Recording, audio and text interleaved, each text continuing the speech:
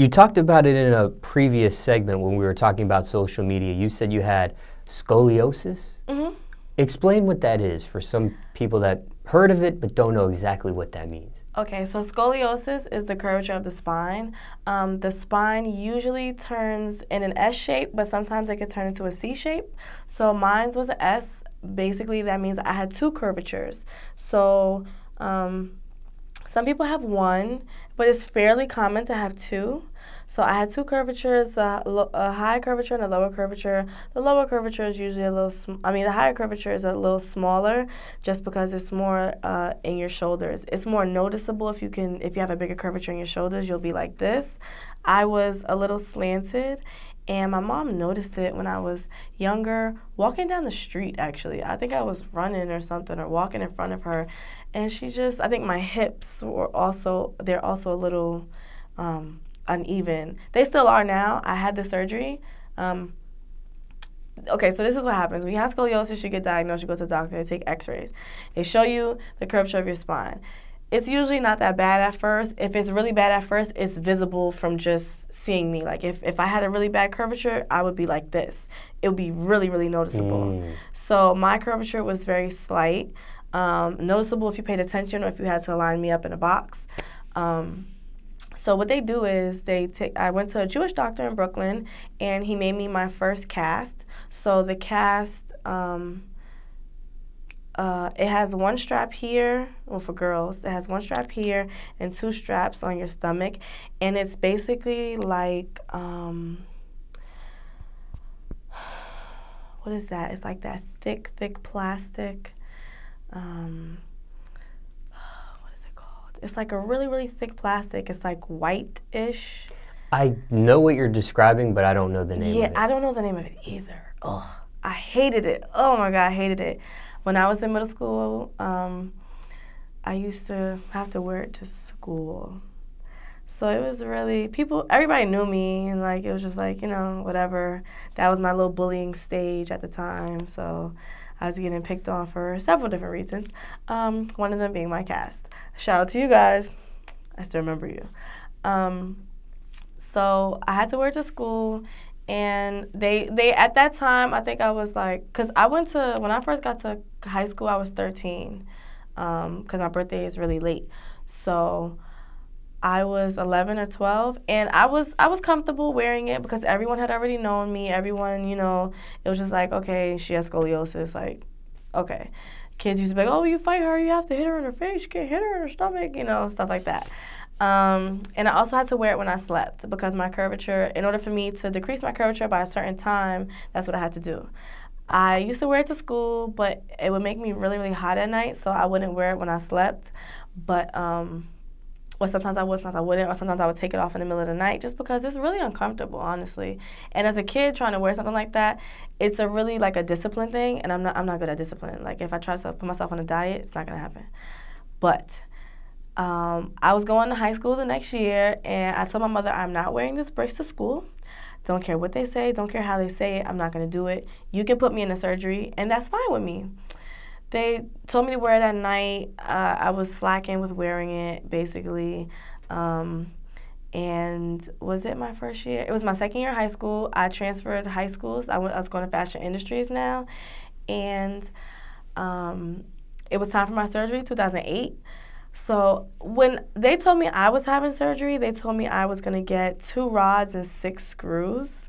But that's not what I have. I have 2 rods and 12 screws. So I actually saw my x-ray a couple years ago. I never really wanted to see it, but I saw it a couple years ago, and I was like, oh my God. It's not as long as some people's. My scar is probably about this long. It's like straight in the middle of my back. Some people who have had the surgery before a certain number of years, well, before I had mine, I think a couple years before, they had like very, very long full back scars.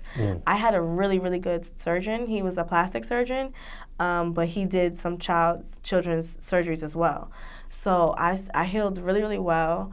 The healing process is like really, really extreme because I didn't know this, but in order for your lungs to expand, they actually have to push back on your spine.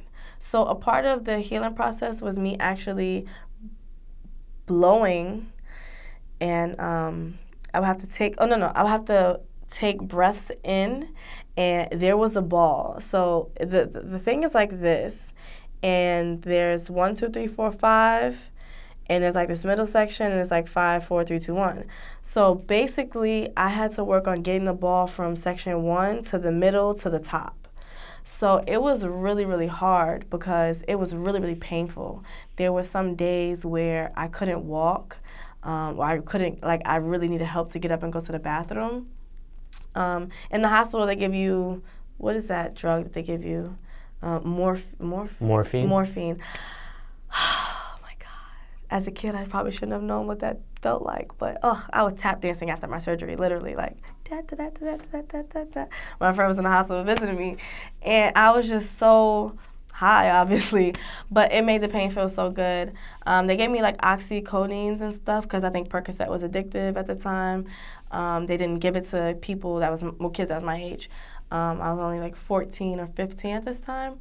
So my mom, her boyfriend at the time, had a knee injury, and they would give me oxys, and it was really still painful. It really didn't do anything for me. I have, like, I guess a high tolerance, I don't know.